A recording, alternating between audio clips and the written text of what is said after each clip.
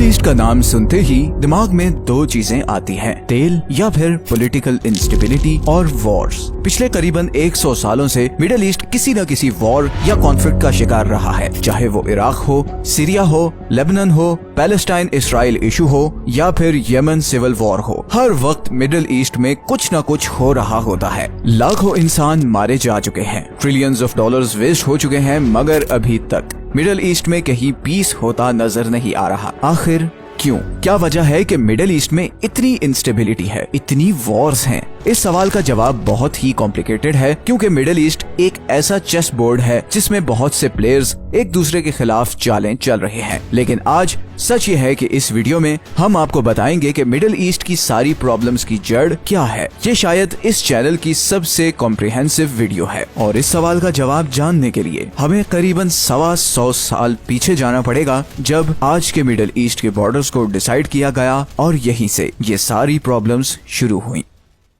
कई 100 साल तक पूरा middle east Turkish Ottoman empire के कंट्रोल में था। 16वीं से 17वीं सदी के बीच ये एम्पायर हंगरी से लेकर यमन तक फैली हुई थी। इस सारी किंगडम में हर तरह के लोग रहते थे, ज्यूज, क्रिश्चियंस, मुस्लिम्स, पारसी, अरब, कुर्द। लेकिन फिर 19th सेंचुरी के बाद ऑटोमन एम्पायर का डिक्लाइन शुरू हो गया और यही वो वक्त था जब ब्रिटिश एम्पायर एशिया के अंदर अपना कंट्रोल बढ़ा रही थी। ब्रिटिश एम्पायर को सबसे बड़ा खतरा इसी ऑटोमन एम्पायर से था, बिकॉज उसके कंट्रोल को एशिया से यूरोप तक पहुंचाने में सबसे बड़ी रुकावट यही ऑटोमन एम्पायर थी। इसी का तोड़ करने के लिए ब्रिटिश एम्पायर ने मिडिल ईस्ट पर अपनी कॉलोनीज बनाना शुरू कर दी। सबसे पहले 1820 में ब्रिटिश एम्पायर ने यूएई के साथ एग्रीमेंट किया, फिर 1839 में यमन, 1861 में बहरेन और फिर 1888 में इजिप्ट के साथ एग्रीमेंट किया और इन सारे एरियाज को अपने कंट्रोल में ले लिया। इजिप्ट का कंट्रोल आते ही ब्रिटिश के हाथ में सुएज कैनाल का कंट्रोल आ गया और उनके लिए ऑटोमन एम्पायर को अवॉइड करके एशिया पहुंचना बहुत आसान हो गया। ऑटोमन एम्पायर ब्रिटेन के इस बढ़ते हुए कंट्रोल को देख रही थी और वो जानती थी कि ब्रिटिश एम्पायर का ये बढ़ता हुआ इन्फ्लुएंस उसके लिए कितना खतरनाक साबित हो सकता है। इसीलिए 1914 में शुरू होने वाली वर्ल्ड वॉर 1 में ऑटोमन एम्पायर ने जर्मनी का साथ दिया और यही वो वक्त था जब ब्रिटेन और फ्रेंच एम्पायर ये डिसाइड कर चुके थे कि अब उन्हें हर कीमत पर इस ऑटोमन एम्पायर को खत्म करना है। इसी प्लान के लिए फ्रेंच और ब्रिटिश एम्पायर ने एक सीक्रेट एग्रीमेंट साइन किया जिसका नाम था साइक्स पिको एग्रीमेंट। इस एग्रीमेंट के अकॉर्डिंग वर्ल्ड वॉर 1 के खत्म होने के बाद ये सारा एरिया डायरेक्ट ब्रिटिश कंट्रोल के अंडर चला जाएगा। ये एरिया एक इंडिपेंडेंट अरब स्टेट बनेगा, पर रहेगा ये भी ब्रिटिश इन्फ्लुएंस के अंडर। ये सारा एरिया डायरेक्ट फ्रेंच एम्पायर के कंट्रोल में होगा। ये एरिया एक इंडिपेंडेंट अरब स्टेट बनेगा, पर ये फ्रेंच एम्पायर के इन्फ्लुएंस में ही रहेगी। ये सारा एरिया रशियन एम्पायर को दे दिया जाएगा और फिर ये पैलेस्टाइन और इसराइल वाला सारा एरिया एक इंटरनेशनल एडमिनिस्ट्रेशन के अंडर होगा। इन बॉर्डर्स को डिसाइड करते वक्त लैंग्वेज, रिलीजन, एथनिसिटीज, इन सब चीजों को बिल्कुल इग्नोर किया गया और यही वो गलती थी जिसकी सजा मिडिल ईस्ट आज तक भुगत रहा है। 1917 में एक डिक्लेरेशन हुआ जिसमें ब्रिटिश सरकार ने जर्मनी में मौजूद ज्यूइश कम्युनिटी से ये वादा किया कि वो पैलेस्टाइन में ज्यूज के लिए एक अलग स्टेट बनाने में ज्यूज की मदद करेगी। इस डिक्लेरेशन को बैलफोर डिक्लेरेशन कहते हैं और यही वो टाइम था जब वर्ल्ड सुपर पावर्स ऑयल की तलाश में थी, क्योंकि वर्ल्ड वॉर 1 के बाद सब जान चुके थे कि 21वीं सदी पर वही राज करेगा जिसका तेल पर कंट्रोल होगा। उस वक्त अमेरिका दुनिया का सबसे बड़ा ऑयल प्रोड्यूसर और सप्लायर था और ब्रिटेन की 80% ऑयल सप्लाई अमेरिका से आती थी। मगर उस वक्त अमेरिका के प्रेसिडेंट वुडरो विल्सन थे जो एम्पायर्स के कॉन्सेप्ट के बहुत खिलाफ थे और इसी चीज को भांपते हुए ब्रिटेन अमेरिका को रिलायबल नहीं समझता था। वो हर कीमत पर अमेरिका पर से अपनी ऑयल की डिपेंडेंसी खत्म करना चाहता था। अब ऑयल उस जमाने में सबसे पहले 1908 में इधर ईरान में डिस्कवर हुआ था, मगर वो बहुत ही थोड़ी क्वांटिटी में था। इसीलिए ब्रिटिश एम्पायर इस सारे एरिया में बहुत तेजी से मजीद ऑयल तलाश कर रही थी, लेकिन इस खोज को अभी कुछ और साल लगने थे। 1919 में वर्ल्ड वॉर 1 खत्म होने के बाद जंग जीतने वाले एलाइज कंट्रीज वर्साइज में मिले और ट्रीटी ऑफ वर्साइज साइन हुई, जिसमें मिडिल ईस्ट के बॉर्डर्स को एक बार फिर चेंज किया गया और फिर अगले ही साल ट्रीटी ऑफ स्वेयर्स अनाउंस की गई, जिसमें ऑटोमन एम्पायर को लिटरली टुकड़ों में तोड़कर फ्रेंच और ब्रिटेन एम्पायर के कंट्रोल में दे दिया गया। टर्किश गवर्नमेंट इस ट्रीटी पर आग बगोला हो गई और अगले 2 साल तक वो एलाइज के खिलाफ लड़ती रही और फिर आखिरकार 1923 में ये सारे कंट्रीज टर्किश गवर्नमेंट के साथ टेबल पर बैठे और ट्रीटी ऑफ लॉसेन साइन की गई और इसी ट्रीटी के नतीजे में मॉडर्न डे टर्की वजूद में आया। आज के मिडिल ईस्टर्न बॉर्डर्स मोर और लेस इसी ट्रीटी का नतीजा है। इस ट्रीटी में एक बार फिर बहुत सी ग्राउंड रियलिटीज को इग्नोर किया गया, जैसे कि कुर्द जो कि उस वक्त इस सारे एरिया में रहते थे और उनका कल्चर, लैंग्वेज, हर चीज टर्किश लोगों से बहुत ही डिफरेंट थी। पर इस सारे एरिया को टर्की, सीरिया, ईरान और इराक में डिवाइड कर दिया गया और ये कुर्द इन सब कंट्रीज में एक माइनॉरिटी बन गए, जिसके बाद से आज तक कुर्द लोग अपने लिए एक डिफरेंट कंट्री के लिए मूवमेंट चलाते आ रहे हैं और ये सारा एरिया आज एक बहुत बड़े कॉन्फ्लिक्ट का शिकार है। इस टॉपिक को डिटेल में हमने इस वीडियो में कवर किया है, तो आप तुर्की और कुर्द के इशू को इस वीडियो में देख सकते हैं। इसी तरह इस पार्टीशन में ऑटोमन एम्पायर के प्रोविंसेस जैसे मोसुल, बगदाद और बसरा को इराक में शामिल कर दिया गया। हालांकि इन तीनों प्रोविंसेस के डेमोग्राफिक्स बहुत डिफरेंट थे। फॉर एग्जाम्पल, मोसुल में मेजोरिटी कुर्दिश लोग रहते थे, बगदाद में सुन्नी अरब मुस्लिम्स रहते थे, जबकि बसरा में ज्यादातर शिया अरब मुस्लिम्स रहते थे। इसी तरह कुवैत जो पहले इराक का हिस्सा था उसे इराक से सेपरेट कर दिया गया और फ्यूचर में यही वो चीज थी जो इराक कुवैत वॉर का सबब बनी। इसी तरह लेबनान को सेपरेट करके फ्रेंच कंट्रोल के अंडर एक इंडिपेंडेंट स्टेट बना दिया गया। उस वक्त लेबनान में 80% क्रिश्चियंस और सिर्फ 20% मुस्लिम्स रहते थे। खैर, ये डिवीजन भी फ्यूचर में बहुत प्रॉब्लम्स क्रिएट करने वाली थी। इसी तरह दमास्कस, अलेप्पो और डेर एज़-ज़ोर को इकट्ठा करके बहुत सारे सुन्नी, शिया, कुर्द, अलवी, क्रिश्चियंस और असीरियंस को इकट्ठा करके वो कंट्री बनाया गया जिसे आज हम सीरिया के नाम से जानते हैं। फिर 1930s में टर्की ने फ्रेंच एम्पायर को प्रेशराइज करना शुरू किया कि वो सीरिया के प्रोविंस अलेक्जेंड्रिया को टर्की में शामिल करें, बिकॉज वहाँ पर बहुत बड़ी टर्किश कम्युनिटी रहती थी। अब क्योंकि टर्की वर्ल्ड वॉर 1 में पहले ही जर्मनी के साथ लड़ा था, तो फ्रांस डर रहा था कि कहीं टर्की दोबारा जर्मनी के साथ न मिल जाए। इसीलिए फ्रांस ने टर्की की बात मानते हुए 1938 में अलेक्जेंड्रिया को सीरिया से अलग कर दिया और फिर अगले ही साल 1939 में टर्की ने एक रेफरेंडम के थ्रू इस सारे एरिया को वापस टर्की में शामिल कर लिया। इस एरिया को आज अंताकिया कहा जाता है और यही से टर्की और सीरिया के बीच वो तनाव शुरू हुआ जो आज तक चलता आ रहा है। सीरिया आज भी अंताकिया को अपना हिस्सा मानता है। इसी तरह सीरिया और इराक की मेन वाटर सप्लाई यूफ्रेट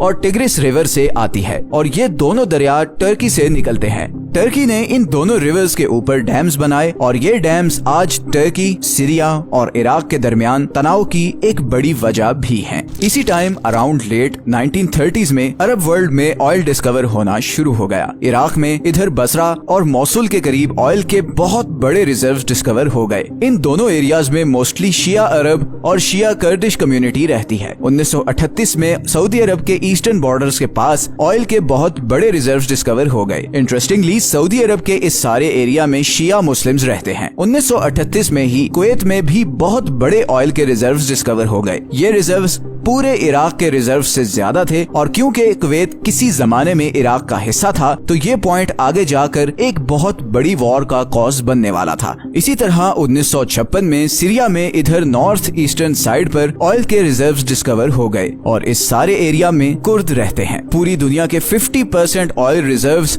इस एक खित्ते में डिस्कवर हुए थे जो रिलीजियस, पॉलिटिकल और रेशियल डिविजन्स में घिरा हुआ था और इसीलिए इट वाज वेरी नेचुरल कि वर्ल्ड सुपर पावर्स इस सारे रीजन में बड़ा डीप इंटरेस्ट लें और यही वो टाइम था जब ब्रिटेन, अमेरिका और सोवियत यूनियन मिडिल ईस्ट में प्रॉक्सी प्लेयर्स के तौर पर एंटर हुए। इसी टाइम पे ब्रिटिश ने मिडिल ईस्ट में कुछ ऐसा किया जिसकी वजह से इस सारे रीजन में एक ना खत्म होने वाली लड़ाई शुरू होने वाली थी। ब्रिटेन ने पैलेस्टाइन में एक ज्यूइश स्टेट बनाई जहाँ पर जर्मनी से आने वाले हजारों ज्यूज को आबाद किया जाने लगा। 1947 में यूनाइटेड नेशंस ने पैलेस्टाइन को 2 हिस्सों में डिवाइड कर दिया। एक तरफ ज्यूइश स्टेट स्टेट बनाई गई जिसको पैलेस्टाइन से आधी पॉपुलेशन होने के बावजूद 62% एरिया दिया गया और दूसरी तरफ डबल पॉपुलेशन होने के बावजूद पैलेस्टीनियंस को सिर्फ 38% जमीन दी गई। रिलीजियस इंपॉर्टेंस की वजह से जेरूसलम को इंटरनेशनल एडमिनिस्ट्रेशन के अंडर कर दिया गया। प्लान प्रपोज होने के 1 साल बाद ही ब्रिटेन यहाँ से चला गया और इसराइल ने इंडिपेंडेंस डिक्लेयर कर दी और फिर वो कॉन्फ्लिक्ट शुरू हुआ जो आज भी कई हजार मासूम लोगों की जाने ले रहा है। इसराइल की इंडिपेंडेंस डिक्लेयर करने के बावजूद किसी अरब कंट्री ने उसे एक्सेप्ट नहीं किया और 1948 में कई अरब स्टेट्स ने इसराइल पर अटैक किया, मगर इसराइल ये वॉर जीत गया और इसके नतीजे में इसराइल ने न सिर्फ ज्यूइश बल्कि 60% अरब एरिया पर भी कब्जा कर लिया। करीबन 7 लाख पैलेस्टीनियन अरब्स अपना कंट्री छोड़कर लेबनान चले गए और इस एक माइग्रेशन ने पूरे लेबनान के डेमोग्राफिक्स बदल दिए क्योंकि अब वहाँ पर मुस्लिम्स मेजॉरिटी में हो चुके थे और यही चेंज आगे चलकर 1975 से 1990 के बीच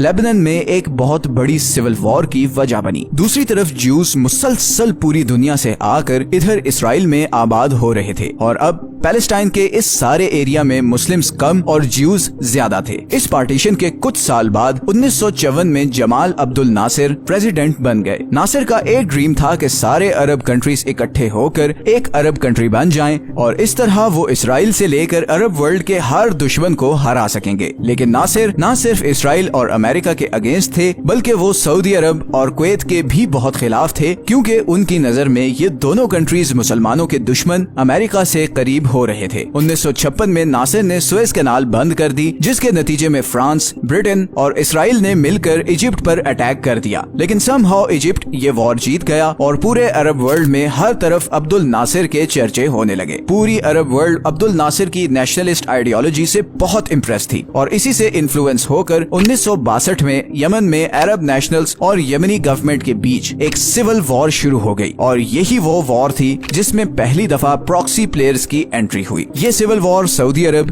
कुवैत और जॉर्डन जैसे फैमिली कंट्रोल्ड कंट्रीज के लिए खतरे का सिग्नल थी, बिकॉज कल को यही आइडियोलॉजी उनकी कंट्रीज में भी आ सकती थी जिससे उनकी हुकूमत खतरे में पड़ सकती थी। इसलिए इन सब कंट्रीज ने अमेरिका के साथ मिलकर यमनी गवर्नमेंट को नेशनलिस्ट्स के खिलाफ सपोर्ट किया, जबकि दूसरी तरफ अब्दुल नासिर ने इजिप्शियन फौजियों और हथियारों के साथ नेशनलिस्ट्स की मदद करना शुरू कर दी। इजिप्ट अभी इस प्रॉक्सी वॉर में बिजी था कि 1967 में इसराइल ने इजिप्ट पर अटैक कर दिया और इजिप्शियन सिनाई में गजा स्ट्रिप पर कब्जा कर लिया और बदले में एक बार फिर इजिप्ट ने सुएज कैनाल बंद कर दी जो अगले 8 साल किसी भी ट्रैफिक के लिए बंद रही। अब्दुल नासिर इस हार से बहुत डिसअपॉइंटेड था और 1970 में सिर्फ 52 साल की उम्र में उसकी हार्ट अटैक से मौत हो गई। यही वो साल था जब ब्रिटेन ने अनाउंस किया कि अब वो पर्शियन गल्फ और मिडिल ईस्टर्न कंट्रीज को इंडिपेंडेंट कर रहा है और फिर अगले ही साल यूएई और पर्शियन गल्फ के बाकी कंट्रीज आजाद हो गए। ब्रिटेन के जाने के बाद अमेरिका ने इस सारे रीजन में इंटरेस्ट लेना शुरू कर दिया बिकॉज वो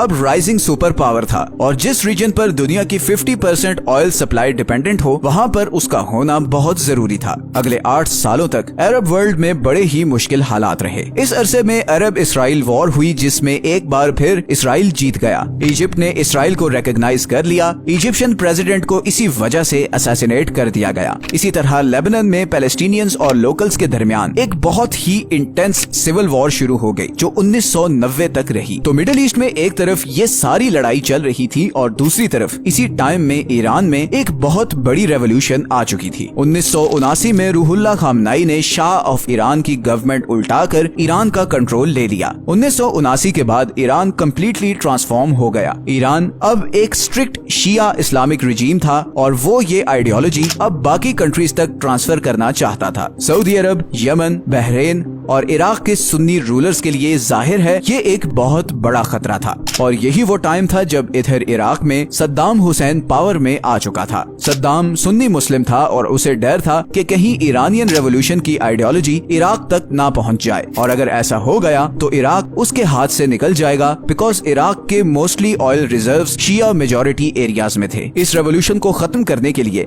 सद्दाम हुसैन ने 1980 में ईरान पर अटैक कर दिया और ये वॉर करीबन 60 साल चलती रही। अमेरिका, सऊदी अरब और कुवैत सद्दाम हुसैन को हेविली फंड करते रहे, मगर फिर भी 8 साल बाद 1988 में ईरान इराक वॉर बगैर किसी नतीजे के खत्म हो गई। इस वॉर ने इराक को इकोनॉमिकली बहुत ज्यादा डैमेज किया था। सद्दाम हुसैन ने कुवैत से रिक्वेस्ट की कि वो उसका 65 बिलियन डॉलर्स का लोन माफ कर दे जो उसने इराक को ईरान के खिलाफ लड़ने के लिए दिया था, मगर कुवैत ने इनकार कर दिया। सद्दाम हुसैन ने बदले में कुवैत पर अटैक किया और कुवैत के सारे ऑयल रिजर्व्स को अपने कंट्रोल में ले लिया। सद्दाम हुसैन अब दुनिया के 25% ऑयल रिजर्व्स का मालिक था। सद्दाम इसके बाद सऊदी अरब के बॉर्डर पर इराकी आर्मी को ले आए। इट वॉज वेरी ऑब्वियस कि अब वो सऊदी अरब की ऑयल फील्ड्स को अपने कंट्रोल में लेना चाहते थे, जिसके बाद दुनिया की करीबन 50% ऑयल सप्लाई एक आदमी के कंट्रोल में चली जानी थी। सऊदी अरब और वर्ल्ड पावर जाहिर है ये कैसे बर्दाश्त कर सकते थे। 1990 में अमेरिका ने 32 कंट्रीज के साथ मिलकर इराकी आर्मी पर अटैक किया और 1 साल की लड़ाई के बाद कुवैत को आजाद करवा लिया। अमेरिका अब पर्शियन गल्फ और मिडिल ईस्ट में एक बहुत इंपॉर्टेंट प्लेयर बन चुका था। अमेरिका ने अब इस सारे रीजन में अपनी मिलिट्री बेसिस बनाना शुरू कर दी और आज अमेरिका का 5वां बड़ा बहरी बेड़ा इधर बहरेन में है। इसी तरह इधर कतर में एक बहुत बड़ी अमेरिकन एयर बेस है जिसको सेंटकॉम कहते हैं और यहीं से यूएसए मिडिल ईस्ट और सेंट्रल एशिया पर अपनी नजर रखता है। और फिर इधर यूएई में अमेरिका का मिसाइल डिफेंस सिस्टम लगा हुआ है। इसी तरह सऊदी अरब अमेरिका से हथियार खरीदने वाला सबसे बड़ा कंट्री है। तो अगर मिडिल ईस्ट की ईस्टर्न साइड पर आए तो वहाँ अमेरिका, अरब और ईरान आमने सामने हैं। गो के अब ईरान और सऊदी अरब के दरमियान बर्फ पिघली है और बातचीत भी शुरू हुई है, but still it's a long way to go. फिर अगर मिडिल ईस्ट की सदर्न साइड पर आए तो यमन में एक जबरदस्त सिविल वॉर चल रही है जिसमें सऊदी अरब और ईरान से लेकर अमेरिका और इवन रशिया भी इन्वॉल्व हैं। इसी तरह ऊपर आए तो सीरिया पहले ही प्रॉक्सी वॉर का सेंटर पॉइंट बन चुका है, जहां पर रशिया, ईरान, अमेरिका, सऊदी अरब और इवन यूएई भी अपनी मिलिट्री के साथ घुसे हुए हैं। इराक की बात करें तो सद्दाम हुसैन के बाद अलकायदा और अब आईसिस ने इस वैक्यूम को फिल करने की कोशिश की है, जिसके नतीजे बहुत ही भयानक निकले हैं। तुर्की और सीरिया में भी किसी भी वक्त कुर्दिश बागियों को लेकर जंग छिड़ सकती है। So all in all middle east is in a mess और इसकी रूट कॉज आज से 100 साल पहले की गई बॉर्डर्स की ये पार्टीशन है जिसमें इंसानों के बीच डिफरेंसेस का बिल्कुल भी ख्याल नहीं रखा गया और ख्याल रखा गया तो बस अपने फायदे का। आपकी आज के वीडियो के बारे में क्या ओपिनियन है नीचे कमेंट्स में जरूर बताएं। ये हैं वो सारे सोर्सेज जहां से हमने इस वीडियो के लिए कंसल्ट किया है। वीडियो अच्छी लगी है तो इसे लाइक और चैनल को सब्सक्राइब जरूर कर दें। मिलते हैं नेक्स्ट वीडियो में एक और इंटरेस्टिंग टॉपिक के साथ।